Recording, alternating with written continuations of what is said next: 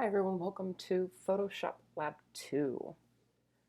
Today you are going to need two files. We have Nike of Samothrace and Nike shoe. The Nike shoe should be a Photoshop document already, and Nike of Samothrace should be a JPEG or PNG.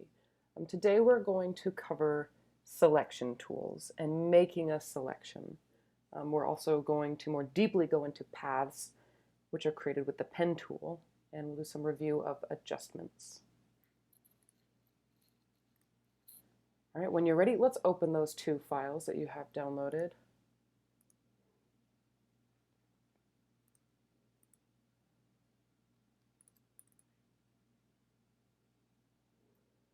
All right. So we have Winged Nike of Samothrace and Nike shoe. All right, in Nike shoe, you'll notice that you already have several copies of the original layer if you have your layers window out. As a reminder, if you need to find your your layers window, you can always get that by clicking here and scrolling down. All right, I'm going to actually get rid of my brushes here. I don't need them today. All right, so previously in Photoshop Lab 1, we made a lot of different changes to the layers of the goldfish using adjustments like hue and saturation, brightness and contrast, or filters, blur, pixelate, oil paint, all those fun effects that Photoshop has for you. We also use some retouch tools like dodge and burn, the sponge tool, a paintbrush, the eraser, and all of those affected whichever layer it was that we had selected in our layer window. However, they affected the entire layer at once, not necessarily just a part of it. And there were going to come many more times in your career as an artist that you will only want to adjust parts of an image or parts of a layer instead of the entire thing. So that's where Photoshop has selection tools. The quick and dirty is, let's just go ahead here to our first selection tool beneath our move tool on our toolbar. It's just called the Marquee tool. It is hotkey M. I'm going to zoom in here for just a second. When you click and drag with the Marquee tool, you will get a rectangular selection. Now we know it's a selection because we have this dashed line that is marching around. It looks like marching ants. And it's marching around an area of our image. All right, you can click and drag anywhere to make a selection with the Marquee tool, and you'll have a selection. Now, we haven't told Photoshop to do anything about what's inside that selection, so let's do that now. In your shoe B layer, go ahead and make sure that layer is selected and that you have a Marquee. Next, we're going to go to one of those adjustments from last time. Let's go to brightness and contrast.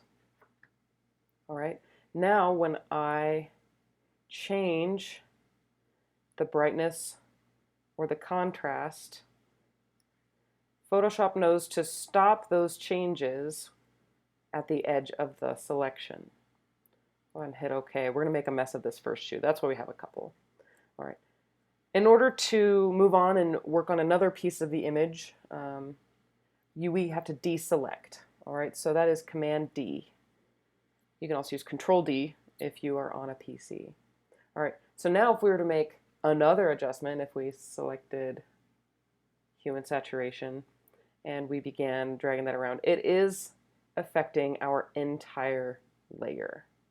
All right, because we don't have any ants marching, we don't have a selection. I just want to make sure you can feel the difference there. You can cancel out of that necessarily. In the family of the rectangular Marquee tool is the elliptical and single row and single column. To be honest, I only ever use the rectangular Marquee tool, and I actually don't use it very often. So let's talk about the next couple of selection tools on our menu. So below that family is the Lasso tool family. All right, we have the regular Lasso, which is hotkey L, where when you click and drag your click, you will get a shape in the direction that you've dragged your mouse. All right. If you're lucky enough to have a tablet that you're working on, it'll probably look a little bit better. Every time you re-click and re-drag, you can give yourself a new selection. All right, so I want you to go ahead and select the back half of that shoe. And let's change something about that really quick, just so we get some practice. This time we can go into hue and saturation. Maybe we saturate that half of the shoe.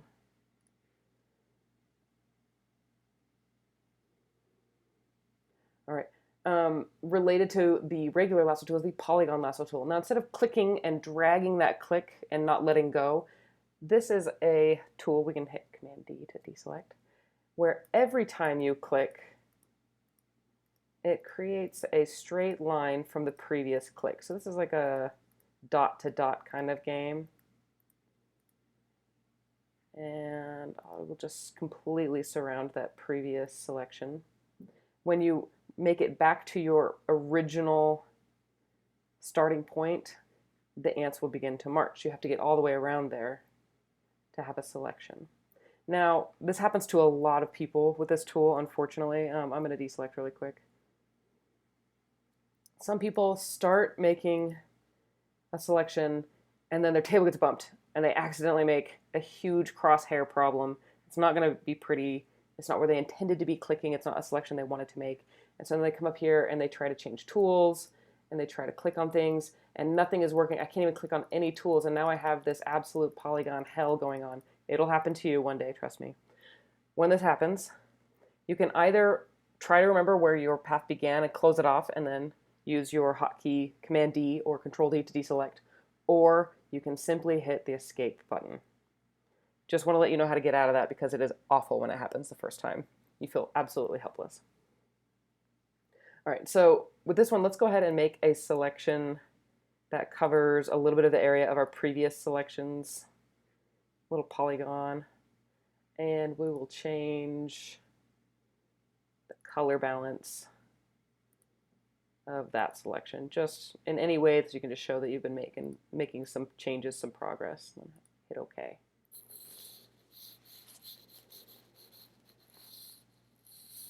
All right, now there's a third member of this lasso tool. It's called the magnetic lasso tool. Now this is supposed to be quite a bit smarter lasso tool than the other two. This lasso tool is supposed to predict the edges of objects. So you notice if I click and drag my click as close as I can to the edge of my object, edge of my shoe, it is trying to follow, it's following a little bit behind me, and it's trying to predict where the edge of these shoelaces are. It's going to have a much harder time if I come in here because there's a lot less difference between the values of the inside of shoe than there was between the outside of the shoe and the white background. So I might get a little bit jumpier in here. Let's see. And we'll come back down this way and complete. So I didn't let go of my click once that entire time. That was a really long time to be holding your mouse down. Now you can see it did a pretty good job along the top here. We've got some missed pixels here along the bottom. It jumped a little bit this corner. It couldn't quite find the edge of the object. So this is an object that is sort of smart, but I'd say it's like second grade smart.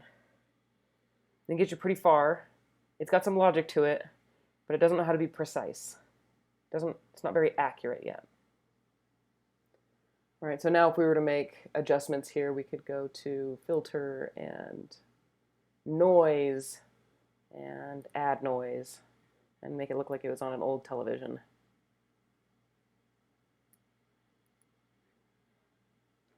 When we're done, we hit deselect.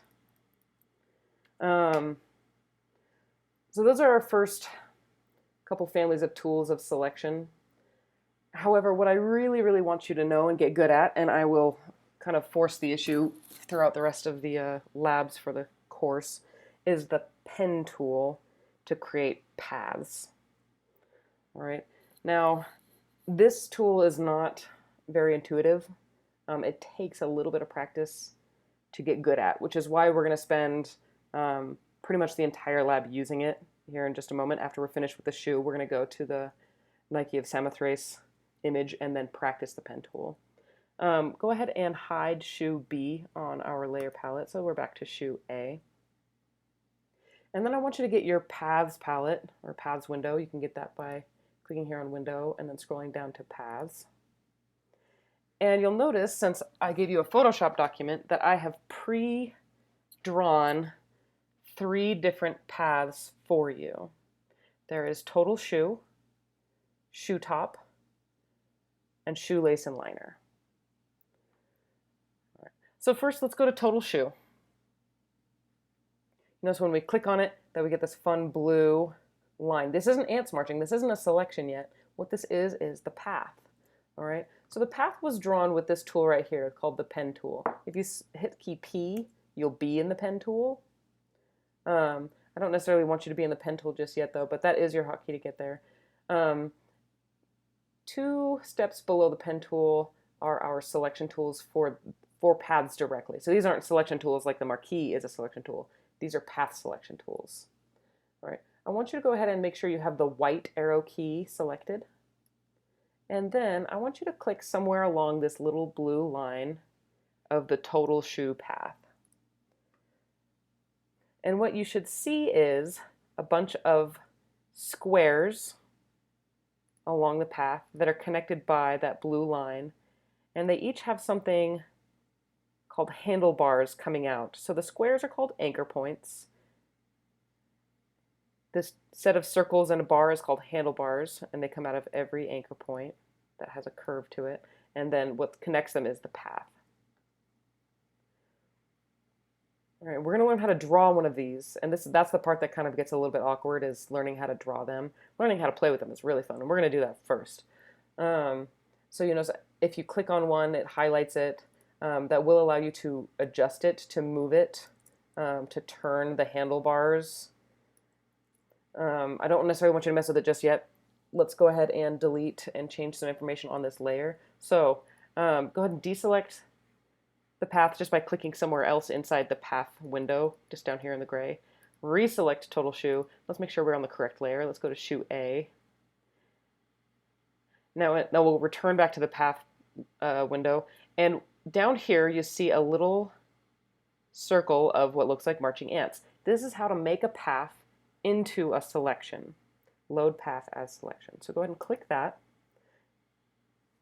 You notice now we have marching ants around our shoe and around the edge of our canvas. Now that's because of the kind of path that I drew here. It's kind of like an inverse path. We are going to delete all the white information from behind this shoe. Because now it is selected and we're on shoe A layer, we can hit the delete key and it will remove all of those pixels. We now have transparent information behind the shoe. After you've hit delete, we can hit Command D if you're on a Mac, Control D if you're on a PC, so we no longer have ants marching. All right, so this is one way to cut an object out of its background. You're going to have to do it a lot. It's very useful. Okay, so next we want to change the color of the cloth of this shoe, and then independently of that, change the color of the laces and the liner. That's why those are 2 new different paths. So on shoe top, I want you to go ahead and click on that on your paths window. Let's load it as a selection. And then we're going to go up to our adjustments. We're going to change this to be a much darker shoe, maybe a color even. So we'll go to adjustments, and let's go to hue and saturation. And maybe we'll make it a dark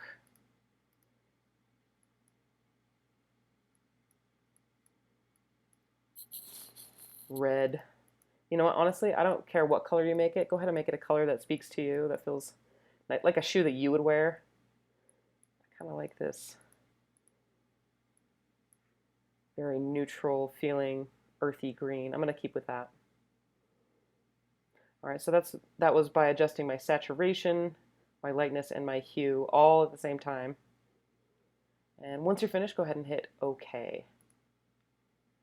And then we can deselect Command D. So that's one of the real big pluses of these paths is so long as we still have the paths in our Photoshop document, we can always load them as a selection again. If you drew a selection with either the Marquee or the Lasso tool, once you deselected, that's gone. You cannot get the exact same selection path again. All right, so now let's go ahead and click on our shoelace and liner path. Let's load that as a selection. And we are going to do the same thing. We'll go to our hue and saturation. Now you're going to pick a nice complementary color. Maybe you want to make it something more poppy, something to kind of add a little flair to your shoe. I want to make it something unique to your file.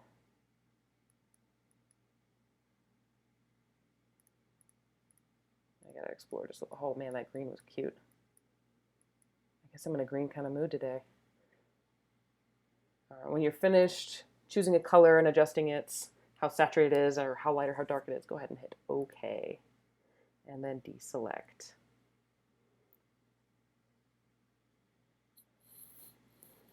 All right, now you see how you can fill up an entire catalog of shoes this way, just making selections and changing those colors. But what's really important today is that we're going to get you some practice with the pen tool. Okay, so save this file. You're going to be submitting it along with your path around the Nike of Samothrace. And then let's go ahead to the gauntlet. All right, so I mentioned earlier that the pen tool hotkey is hotkey P. All right, so that is how to start this process. We are going to draw a path that goes around this base, this nice pedestal, and the entire statue. All right, everything included. Let's start at the bottom. So you can zoom in here. When you zoom in, you'll actually be able to tell where the edge of your objects are, and you'll have a little bit more control with the pen tool that way. Ooh, really quick, as an aside, before we start, let's always get a copy of our original files. And we can just hide that one. We just want it just in case we ever need to collect old pixel information if we've gone too far one direction. All right, so now it doesn't matter what layer you are selected on when you draw a path because they're independent of layers. So you don't necessarily even have to have a layer selected at all. Let's go ahead and start. First thing you're going to do is you're going to click to start an anchor point. Now, the next place that you click is going to be the next anchor point. So just go ahead and click up here towards the top of the pedestal. Now we have to make it around a corner, which means we need a set of those handlebars that turn the path all nice and pretty. So the next place you're going to click is up here. If we turn this corner and we click and drag, our path will turn. So now we can go all the way over here and just click and let go of your click because we want a nice relatively straight line. And we'll get, that's not quite a straight line from here to here. So this time, instead of just clicking again, we're going to click and drag so it kind of dips in a little bit. All right. This actually kind of creates a problem. Having a handlebar and we need to turn a corner is a little bit of trouble. So if I were to, don't click yet, I'll show you what I mean. If I click up here, you'll notice that this handlebar is forcing my path to cut in to that piece of my statue, and I don't want that. So instead of going and trying to click and correct it and just like yank my path really far out, I'm going to hold down my Option key. If you're on a PC, that'll be Alt. And I'm going to break this handlebar. And I could break it a lot or I could break it a little. I just want to break it a little bit. And then I can continue my path and you'll see that it has a corner now because those handlebars aren't connected. And now I'm going to click and drag to get a nice smooth corner. I'm going to click and drag. Now, if your path is not going the direction that you thought it was going to, that's very normal. This is always difficult the first time you try to build a path. When you're clicking and dragging, you're like, I don't know where this is going. I don't know why my path is turning this direction. If you end up with areas of your path that are cutting into your pixels, we can adjust those. So if you remember, I had you get into that path selection tool, that white arrow. So that's hotkey A. And if you have a piece of path already, which you probably do, that is not turning the way you want or is turning too sharp or too shallow, you can select an anchor point to move it, turn the handlebars so maybe that path is a little more gentle or a little more severe depending on what you're after. You can pull a handlebar to make it longer. Maybe I need a little bit more length in that handlebar to collect all those extra pixels. And then when you're done making any of those adjustments that you needed, which you will, and trust me, at the end of their path, you're going to come through the whole thing again and do a bunch more adjustments just to be accurate, because you want to be a good, accurate artist.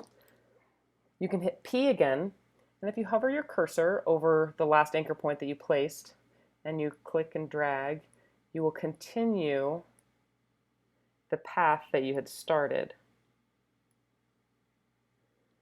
All right, now if you ever make an anchor point that is no good, go ahead and hit Command Z. Try again.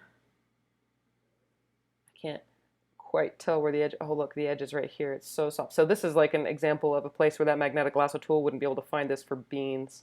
So, because I could barely see it and my eyes are actually not so bad.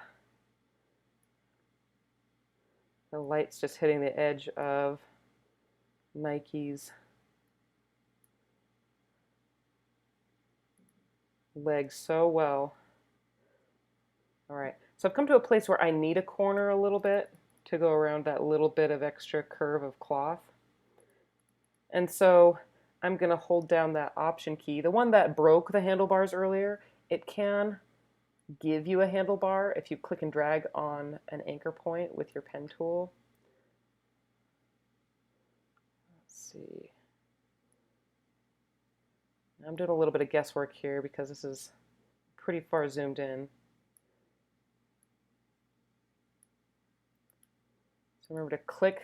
If you click once and let go of it, you'll get a straight line. If you click and drag, you get a curve. And you want to not, let me show you what I don't want you to do.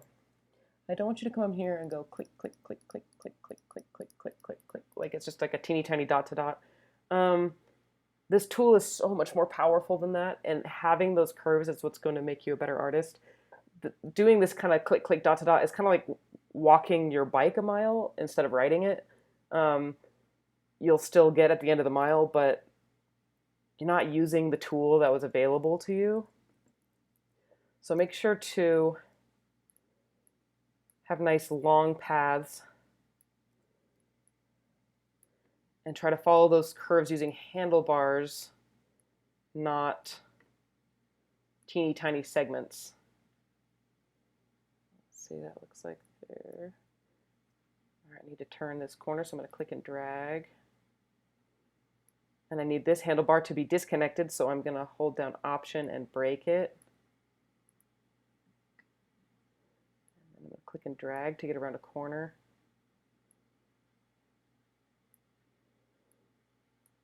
So if your path starts out pretty rough near that bottom and gets slowly better by the time we get to the opposite end, then that's going to be fine with me. It's okay if it starts out a little janky.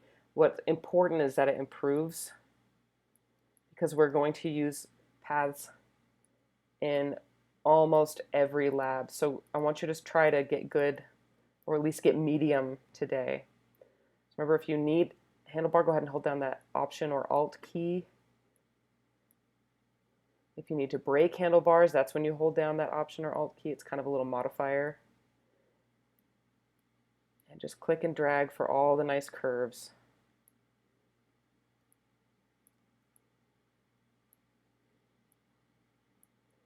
Holding down Option to kind of turn that corner a little bit.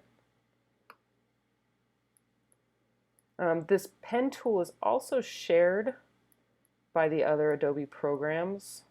So Illustrator and InDesign will also have a pen tool. They might have slightly different modifiers, slightly different hotkeys, but they will all do the same thing. They will all draw a path. Oh boy, I can't wait till we get into all those wing feathers. That's going to be fun. So remember, break handlebars or give handlebars with your Option or Alt key.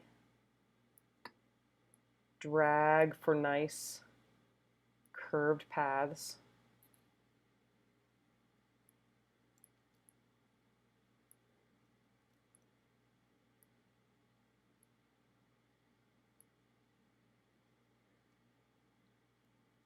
And if you ever need to go back and adjust where an anchor point is or how a handlebar turns, how long a handlebar is to affect the curve of the path, you can always hit hotkey A to get that white arrow tool. If you try to use a black arrow tool, you're going to have a really tough time because the black arrow tool selects the whole path, not just the little pieces and parts. So just a warning. You need the white arrow tool, and you can adjust position and turns slowly. Make sure that you have that little chain link icon next to your pen tool if you ever continue your path. Otherwise, you're going to have two paths, and that's always difficult to sort out later. If it happens once, you'll never forget it. Okay. Oh, we're almost to the abdomen here. We're doing it. Well, I don't know how far you are. Maybe you passed me because I kept talking.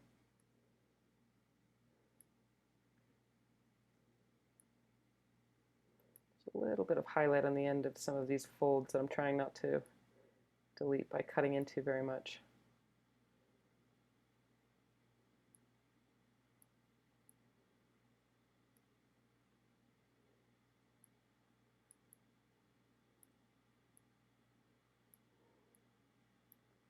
Lucky for us, we have such awesome folds all over. We get a lot of practice with these handlebars. We got to turn a lot of corners. All right, we're getting up to the bust. Now, I would err on the side of having your anchor points just a teeny bit inside the statue versus a teeny bit outside the statue. Because if we're going to delete information, we were trying to not have too much of the background accidentally included. So try to grab just a little bit on the inside. And if you have to go ahead and adjust your layer later for that, you can.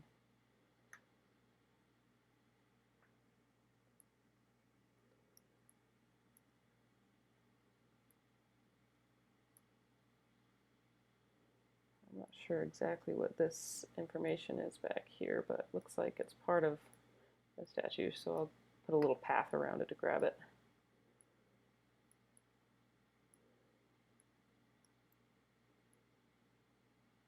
Click and drag, click and drag. If you need to pause the video at any point and get caught up or practice or start over, I know that happens and that's okay.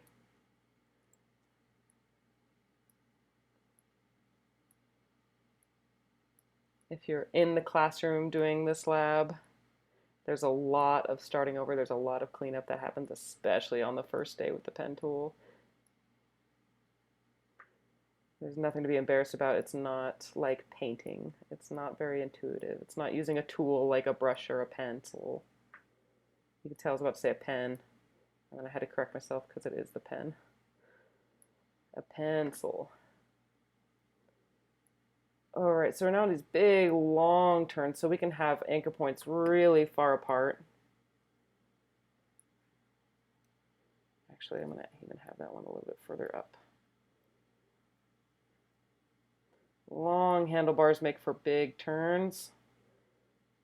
And I almost shaved that corner, so now I'm going to have to go ahead and shorten that end with hotkey A before getting back in my pen tool and continuing my path.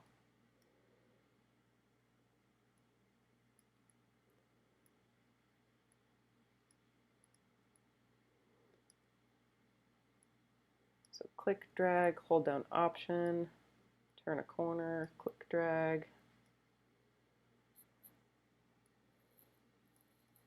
Hopefully things are going just a little bit faster for you now. I'm trying to get the highlight on top of the wing, by the way, if it looks like I'm floating above my pixels.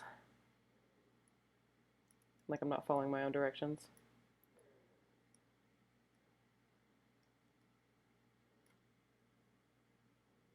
And the longer you've been doing this and the more paths that you draw, the better it'll get. So if it feels really terrible today, I'm so sorry, but it is okay and you will get better.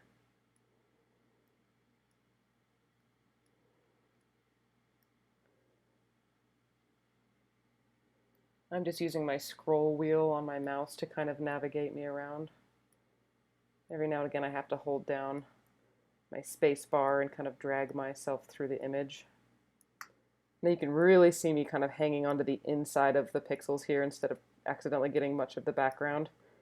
It's going to be a little easier to tell on this dark side if you've accidentally gotten pixels from the background, because they will show up so light compared to that shadow side of the statue.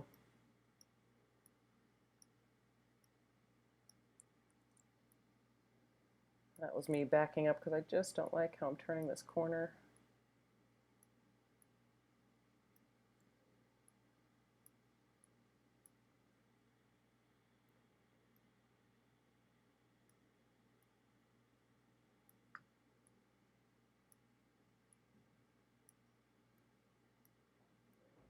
Probably one of the best ways to get good at the pen tool, maybe outside of these labs or outside of class, is to pick maybe a picture of a favorite animal of yours and just try to go around the entire animal without creating any funny corners or strange bumps. Don't know if anybody wants to do any extracurricular activity, but if you're dying to get better, it might help you.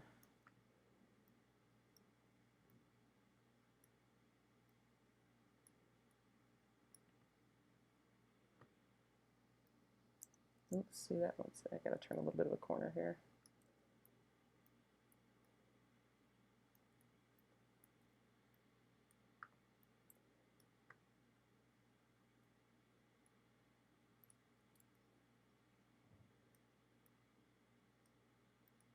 The goddess Nike was the goddess of victory, both in war and in the arts.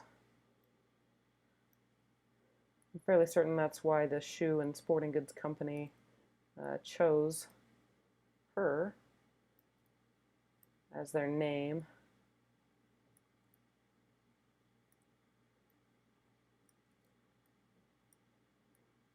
And that's why we did both the Nike shoe and the Nike statue. Because you're gonna have victory. If this feels like war, it's actually art.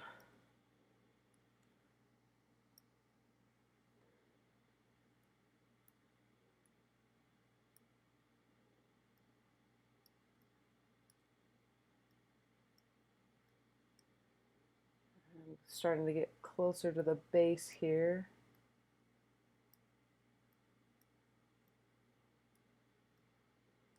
And you can see why trying to do this with something like the lasso tool would be absolutely out of the question. Nobody can draw that well with a click. And if they can, they probably had a genie in a bottle at some point.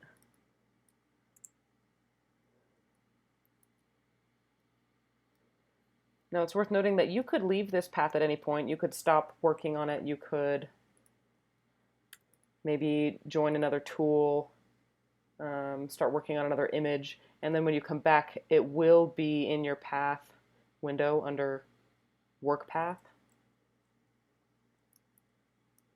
When it's a work path, I think that's usually named that because it isn't a whole path. It doesn't end where it starts. It's still kind of open-ended.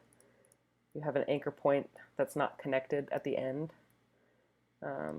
Pretty sure once we connect it at the end, it'll give us a new name. Let's see.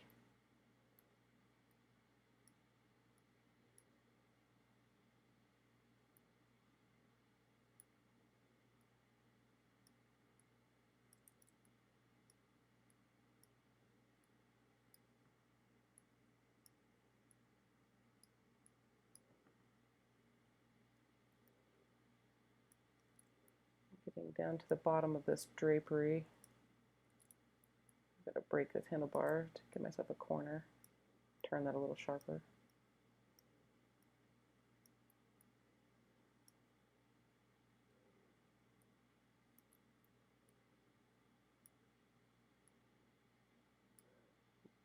Long, smooth, slow paths for our long, smooth edges. And then little turns for our little tight corners.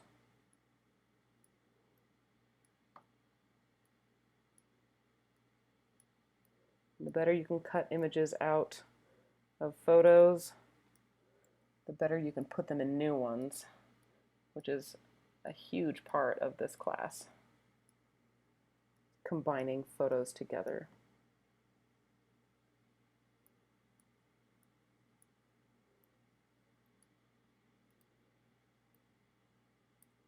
Oh, I've got to turn that path a little bit.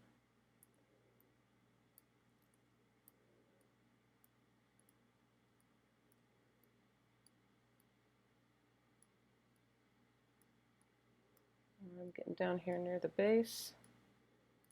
I'm going to be closing my path soon, so if you need to pause and then catch up to that point, that's fine. If you just want to pause what you're doing and just watch me close the path, that's also fine.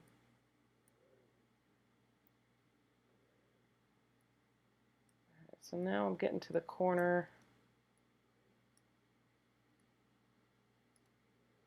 All right, so I now have an anchor point at the bottom of the canvas where the image ends. And that's where I started on the other side, so all that's left to do is use my pen tool to connect my last anchor point to my first anchor point. Oh, it didn't rename it anything but work path. That's okay. I'm going to name my path Nike and hit OK.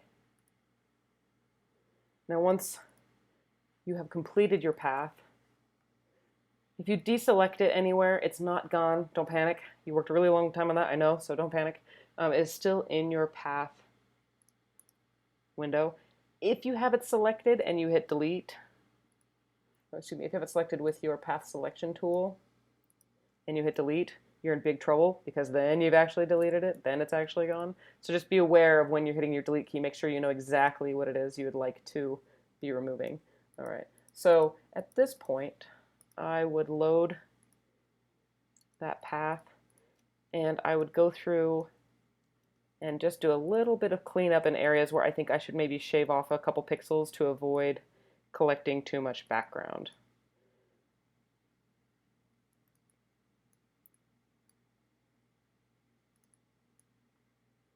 If I do this now, then I don't have to erase it later out of my file. There's a lot of times where a Photoshop artist will have cut something and brought it in, and there'll be just like a little halo around it. You might have seen it before, a little halo of light or a little halo of dark, and those are just excess pixels from the previous background that that photo existed in.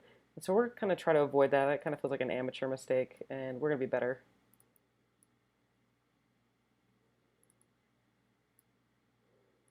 I'm going to bring that in, a hair more in.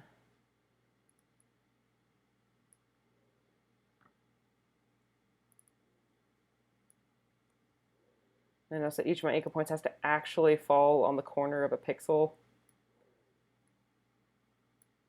That's why they're jumping around while I'm zoomed in this far. Well, maybe it doesn't. It didn't jump that time. Oh, I got lucky. Sometimes you don't need to move your anchor point necessarily. You just need to turn your handlebars or add some length into your handlebars first.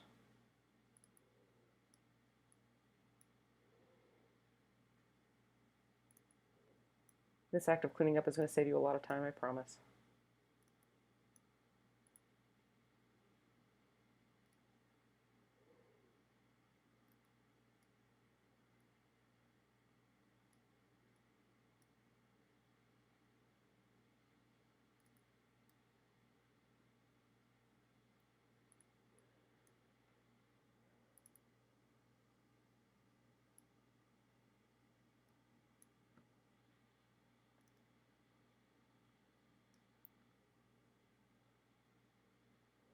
Oh, look at this one, it cut really deep in there. I'm gonna zip that up just a little bit.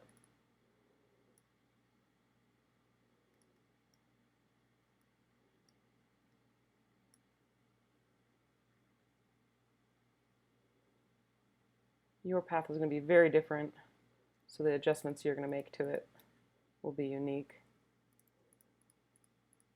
When you're all done, and pause now if you need some time to finish, but when you're all done, we're going to load this path just like we did in the shoes. So you're going to hit that little circle of marching ants at the bottom of your path palette.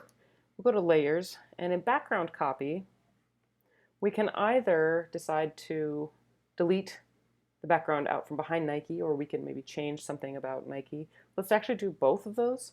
So right now, if we hit delete, we're deleting the inside of that path, and that's a problem. What we need to do instead is delete the inverse. So we need to select the inverse. We need to select the opposite of what we have selected right now. And we can do that here from the drop-down menu of select and inverse. It also is Shift-Command-I. So if you need to get in the habit of Shift-Command-I, and then if we hit delete, it will remove all that background information.